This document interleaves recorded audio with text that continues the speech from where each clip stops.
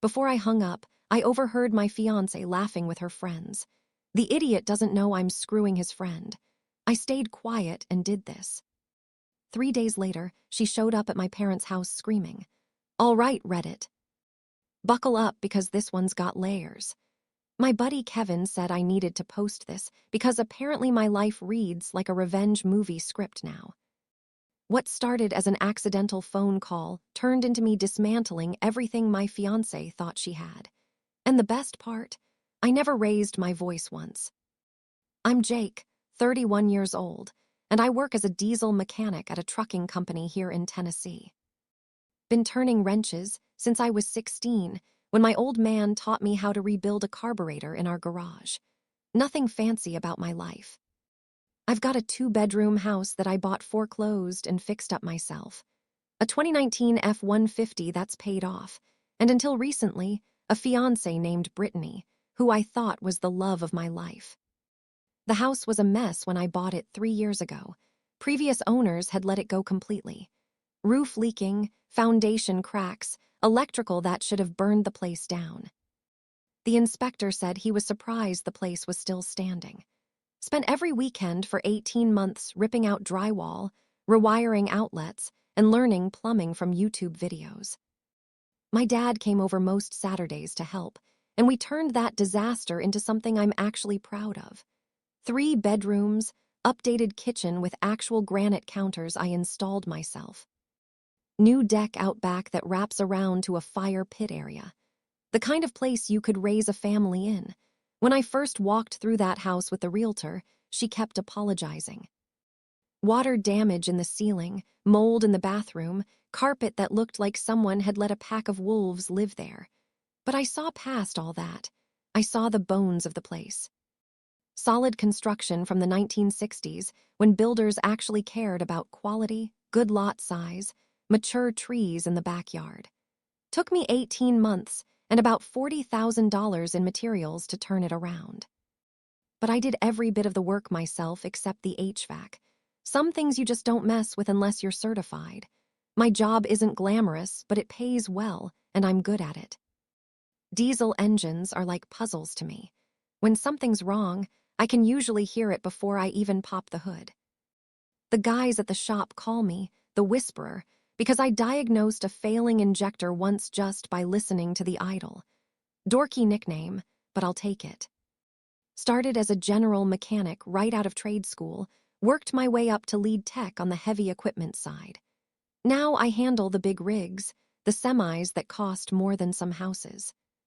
Point is, I'm not some rich executive or anything special. Just a regular dude who works hard and tries to do right by people. The shop where I work is this old building on the edge of town. Been there since before I was born. 3 bays for the trucks, concrete floors stained with decades of oil, industrial fans that barely move the summer heat. But the owner, a guy named Earl, keeps it running smooth and takes care of his people. When my dad had his surgery, Earl gave me a week off paid without me even asking. When my buddy lost his wife to cancer, Earl organized a collection from all the guys, and we raised enough to cover the funeral expenses. That's the kind of place it is. Met Brittany about 2.5 years ago at a mutual friend's cookout. She was this gorgeous brunette with green eyes and a laugh that could light up a room. Worked as an office manager at a dental practice, which she complained about constantly, but it paid decent. We hit it off immediately. She said she loved that I was real, that I didn't try to impress her with money or status, just showed up as myself. That first conversation lasted almost 3 hours. We sat on lawn chairs by the cooler while everyone else played cornhole and talked about everything from favorite movies to childhood dreams to where we saw ourselves in 10 years. She wanted to travel, see the coast, maybe open a small business someday. I told her about the house I was renovating, how I dreamed of having somewhere permanent to call my own, since I was a kid watching my parents struggle with rent increases. The early days were great. She'd come watch me work on projects around the house, ask questions about what I was doing, even helped me paint the spare bedroom. Said she admired how I could fix anything with my hands. made me feel like some kind of superhero for knowing how to replace a garbage disposal. I taught her how to use a power drill properly, how to measure twice and cut once. All the basics my dad had taught me. She seemed genuinely interested, like learning practical skills was some kind of adventure. We went hiking that first summer, hit every trail within an hour's drive. I'd pack lunches and we'd find some spot with a view and just talk about life. She said I made her feel safe, grounded, like nothing bad could happen as long as I was around. Coming from a string of relationships where I'd been told I was too serious or too boring, hearing someone actually appreciate my stability felt like a miracle. Her family welcomed me in fast. Her mom, Linda, was this sweet retired teacher who'd send me home with containers of her famous chicken casserole. She'd ask about my projects, remember details about my job, treat me like I'd been part of the family for years instead of months. Her dad, Robert, was a former electrician, so we'd swap trade stories and he'd give me tips on projects. Guy had worked commercial for 30 years before retiring, knew everything there was to know about panel upgrades and service changes. Her younger brother, Ethan, looked up to me like an older brother he never had. I taught him how to change his own oil, and he acted like I'd handed him the keys to the kingdom. Robert and I spent a lot of time in his garage that first year. He had this old Mustang he'd been tinkering with since before Brittany was born, a '72 fastback that he swore he'd finish someday. We'd work on it together some weekends, him teaching me things about classic cars that YouTube couldn't. How to read the wear on brake pads, how to tune a carburetor by ear, how to spot rust that would spread versus rust you could treat. Linda would bring us sandwiches and shake her head at all the grease. By month 8, Brittany was staying at my place more than her apartment. By month 14, she'd moved in officially. And by month 20, I was picking out engagement rings because this woman made me believe in the whole white picket fence dream. Moving in together felt like the natural next step. She gave up her apartment. We merged our stuff, started talking about whose furniture to keep and whose to donate. We split expenses down the middle at first. Mortgage was already mine, but she covered groceries and utilities, and we'd trade off on date nights. It felt fair, adult. Like we were building something together instead of one person carrying the load. That balance didn't last. Once she moved in, little things started shifting. She'd forget her card at the store. Ask if I could grab gas, since I was already going out. Mention how tight money felt after her student loan payment, even though she'd just bought a $300 pair of boots she couldn't pass up. I didn't think much of it. That's what you do when you love someone. You pick up slack without keeping score.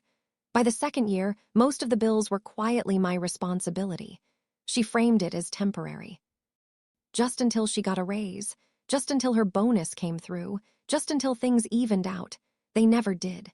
Still, when I proposed last fall, I meant every word. I asked her on the back deck I'd built myself. Fire pit going, Tennessee fall air just cold enough to justify sitting close. I didn't do anything flashy. No drone footage. No photographer hiding in the bushes. Just me, a ring I'd spent months saving for, and a speech I'd rehearsed in my head 100 times. She cried, said yes immediately, told me I was her forever. I believed her. Wedding planning started fast. Too fast, if I'm being honest. Her mom wanted a big venue. Her friends wanted a destination bachelorette weekend in Nashville. Brittany wanted something elegant but simple, which somehow translated to expensive florals, custom signage, and a dress that cost more than my first car. I tried to keep up, picked up over time. Took side jobs fixing farm equipment on weekends. Anytime I hesitated, she'd laugh and say, "You're so old school, it'll be worth it." That should have been my first real warning. The second warning came with her phone. She started guarding it like it contained nuclear launch codes, always face down, always locked. If I walked into the room, she'd swipe out of whatever she was doing like a teenager hiding homework. When I joked about it, she rolled her eyes. "God, Jake, not everything is shady." I let it go. Then there was the night of the call. I was at the shop late, elbow deep in a Cummins engine that didn't want to cooperate.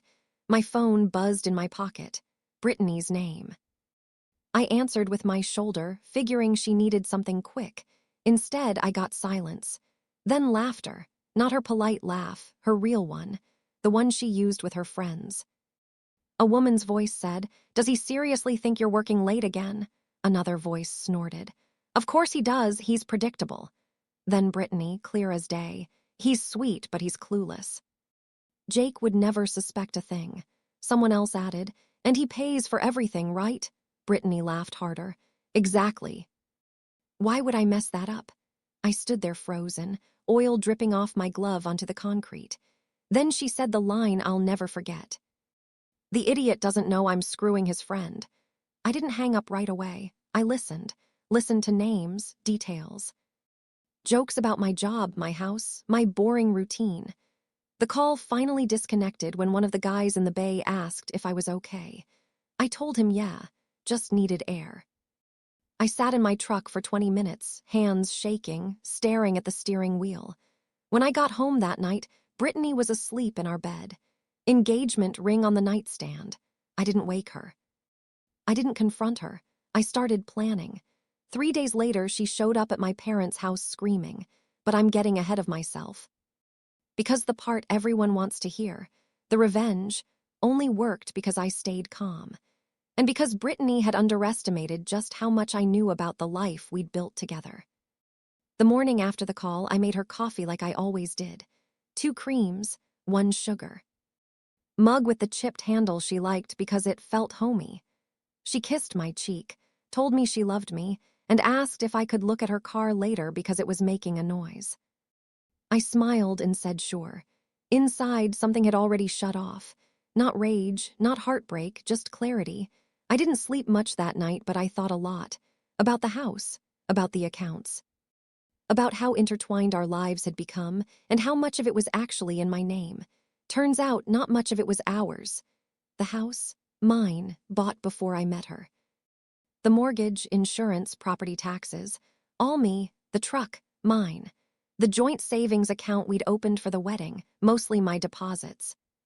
Her name was on it, but she rarely contributed more than a couple hundred here and there. The credit card she used for wedding stuff, also in my name. I didn't do anything dramatic. I didn't lock her out, didn't move her things, didn't change passwords. I just started quietly separating. First thing I did was move my paycheck back to my old personal account. Then I paid off the balance on the credit card and closed it. I transferred my portion of the wedding fund, everything I'd personally put in, out of the joint account, leaving exactly what she had contributed. I documented everything. Screenshots, statements, dates. Then I called a lawyer, not for a breakup, for protection. He asked me one question that stuck with me. "Do you want revenge, or do you want peace?" I told him I wanted the truth to speak for itself. He said, "That's usually the most painful option for the other person." Over the next 2 days, I acted normal. I listened to her complain about work. I nodded when she talked about wedding colors. I even helped her brother Ethan study for a certification test. The whole time, she thought she was in control. The 3rd day, I set the trap. I texted Kevin, my buddy from the shop, and asked him to invite a few people over for a small cookout that Saturday. Nothing official, just friends. I made sure Brittany knew about it. She loved hosting when people could see the house. Then I texted her a fair partner. Yeah, I knew who he was. Turns out, people aren't as careful as they think when they assume someone would never suspect a thing. He was a guy named Matt. A friend from her office circle who'd been over our house more than once. Shook my hand, drank my beer, complimented the deck I built. I sent him a casual message from Brittany's phone while she was in the shower earlier that week. "Jake S. working Saturday. You should come by the cookout winking face," he replied in under a minute. Wouldn't miss it. Saturday came, burgers on the grill, coolers full of beer, music low enough to talk. Matt showed up around 3 p.m., so did Brittany's parents. That wasn't an accident. I waited until everyone had a plate in their hands before I stood up. Didn't yell, didn't accuse, I just said, "Hey, before we eat, I want to clear something up." I pulled out my phone and hit play. The audio wasn't perfect, but it didn't need to be. Brittany's voice carried just fine. The laughter, the mocking, the line about screwing his friend. Silence hit the yard like a dropped wrench. Her mom's face drained of color. Her dad slowly set his plate down. Matt didn't even try to deny it. Brittany started crying, saying it wasn't what it sounded like, that it was a joke. I told her calmly, "You should probably pack a bag." She screamed, called me manipulative, said I was humiliating her on purpose. I looked at her and said, "No. I just stopped protecting you." She left that night. 3 days later, she showed up at my parents' house screaming. But that part? That's where things really went sideways. My mom called me first.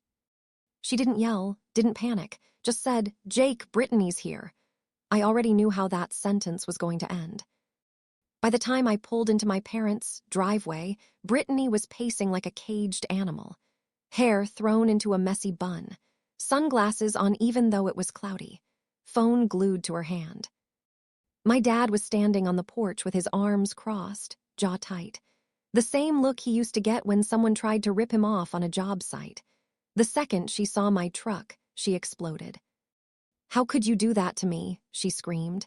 "In front of my family, my coworkers." I parked, turned off the engine, sat there for a second longer than necessary.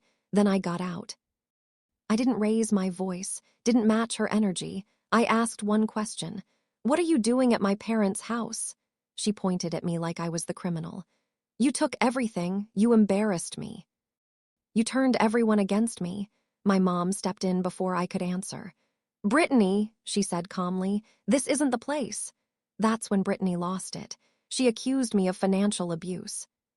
Said I'd trapped her. Claimed the house was basically hers because she'd lived there and helped decorate. My dad laughed. Once, short and sharp. "Decorating doesn't equal ownership," he said. She turned on him next. "You don't understand. He promised me a future." I finally spoke. "I promised you loyalty," I said. "You promised it back." She tried crying. That didn't work. She tried anger. That didn't work either. Then she tried bargaining. She said it was a mistake, that it didn't mean anything. That Matt was just attention and she'd cut him off. That's when my mom said something that ended the conversation. "Sweetheart, if you can do this before the wedding," she said gently, "you would have done it after." Brittany went quiet. She stared at me like she was seeing me for the first time. "You planned this," she said. I nodded.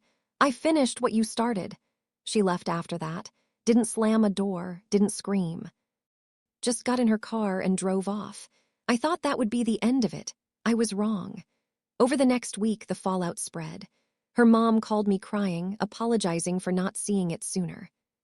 Her dad returned the spare key to my house and shook my hand like I'd passed some kind of test. Ethan texted me late one night.